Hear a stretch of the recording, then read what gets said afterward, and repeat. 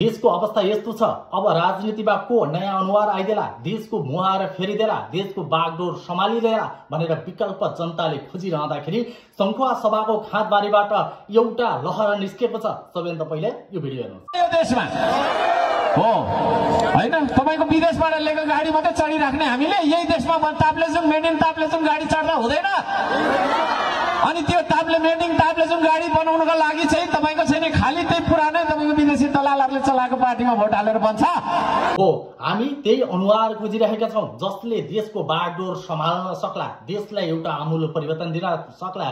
त्यही व्यक्ति खोज्दा खोज्दै अहिले वैकल्पिक रूपमा अहिले नयाँ नयाँ पार्टीहरू खोलेर नयाँ नयाँ व्यक्तिहरू आइरहेका छन्। हुन त उहाँहरू नयाँ होइन, तर पार्टी चाहिँ नयाँ हो। उहाँहरूबाट जनताले धेरै अपेक्षा गरेका व्यक्ति हुन्। तर एउटा विडम्बना के छ भने उहाँहरू टुक्रा टुक्रा परेर यसरी आउँदाखेरि के भोलिको निर्वाचन सहज होला त भने जस्ता कहीँ कतै प्रश्नहरू नउठ्ने होइनन्। पक्कै पनि प्रश्नहरूको थाती लागेका छन्, चाङ लागेका छन्। रवि लामिछाने, हर्क साम्पाङ, बालेन शाह, गोपी हमाल र कुलमान घिसिङ जस्ता व्यक्ति र अहिले नाम कमाएका र देशका लागि केही गरौँ भन्ने सोच भएका व्यक्तिहरू एकै ठाउँमा हुनुपर्ने हो भनेर बारम्बार जनताहरूले घचघचाइरहँदा पनि विविध कारणले उहाँहरू अलग अलग पार्टी खोल्नु भएको छ। यो पार्टी खोल्दाखेरि चाहिँ यो नभइदियोस् कि भाइ फुटे गवार लुटे भन्ने यो उखानलाई सत्यतामा परिणत हुन नदिनु होला र भोलिको निर्वाचनमा तपाईँ हुमिनुभन्दा पूर्व चाहिँ बरु सहमति गर्नुहोस्। के आवश्यक पर्छ सबै कुराको तालमेल मिलाउनुहोस्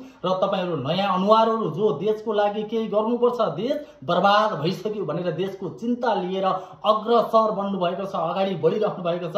अहिले नयाँ पार्टी जसले खोल्दै आउनु भएको छ उहाँहरू बरु हातेमालो गर्नुहोस्।